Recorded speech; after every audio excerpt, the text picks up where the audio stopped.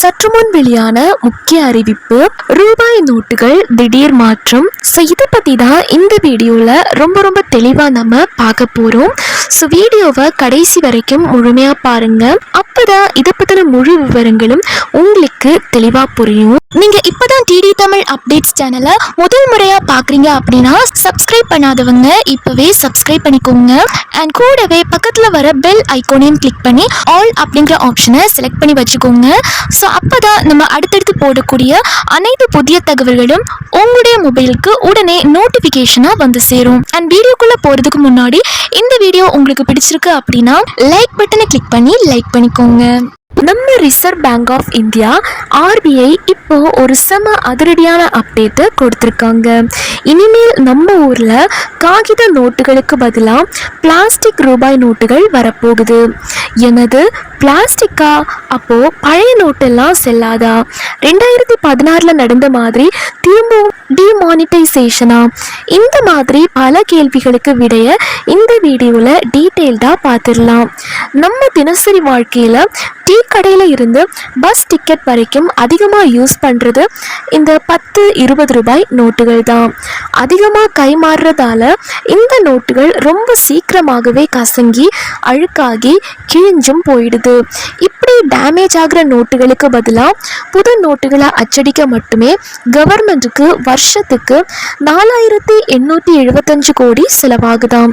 அது மட்டும் இல்லாமல் மார்க்கெட்டில் கள்ள நோட்டுகளோட புழக்கமும் அதிகமாயிடுச்சு.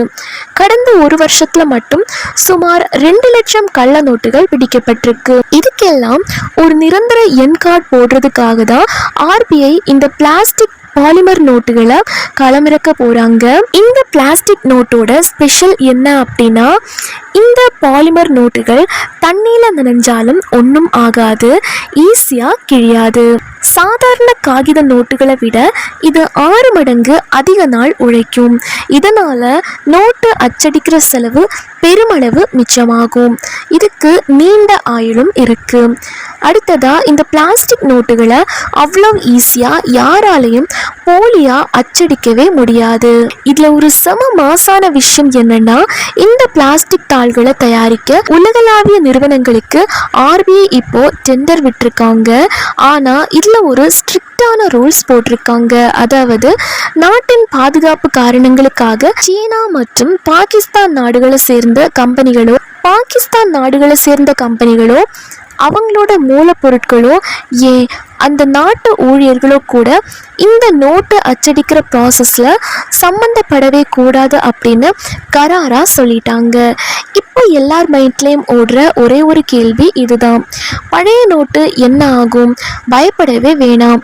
அடுத்த வருஷத்துல இருந்து முதற்கட்டமாக 10 மற்றும் 20 ரூபாய் நோட்டுகளை மட்டும் சோதனை முறையில் ட்ரையல் பேசிஸில் புழக்கத்துக்கு விட போகிறாங்க. புது பிளாஸ்டிக் நோட்டுகள் வந்தாலும் இப்போ உங்ககிட்ட இருக்கிற பழைய 10-20 காகித நோட்டுகளும் எப்பவும் போல செல்லுபடியாகும். கடையில் 2 நோட்டுகளுமே இணையா புழக்கத்தில் இருக்கும் அப்படின்னு RBI தெளிவாக சொல்லிட்டாங்க. ஆஸ்திரேலியா, கனடா, இங்கிலாந்து அப்படின்னு உலகத்தில் ஏற்கனவே 50க்கும் மேற்பட்ட நாடுகளில் இந்த பிளாஸ்டிக் கரன்சி முறை சக்ஸஸ்ஃபுல்லாக ஓடிட்டுருக்கு. இந்த 10-20 ரூபாய் டெஸ்டிங் சக்ஸஸ் ஆயிடுச்சு அப்படின்னா 2027க்கு அப்புறம் எல்லா மதிப்புள்ள நோட்டுகளுமே பிளாஸ்டிக்காக மாற வாய்ப்பு இருக்கு. இந்த பிளாஸ்டிக் ரூபாய் நோட்டுகள் பற்றி நீங்கள் என்ன நினைக்கிறீங்க அப்படின்னு இந்த வீடியோவோட கமெண்ட்ல சொல்லுங்க. சற்று முன் ரூபாய் நோட்டுகள் வைத்திருக்கும் அனைவரும் கவனத்தில் கொள்ளக்கூடிய மிக முக்கியமான அறிவிப்பை ரிசர்வ் பேங்க் ஆஃப் இந்தியா வெளியிட்டுள்ளது. இதுல என்னென்ன அறிவிப்புகள் வெளியாகி உள்ளது என்பதை பத்தி இந்த வீடியோல தெளிவா நம்ம பார்த்துடலாம்.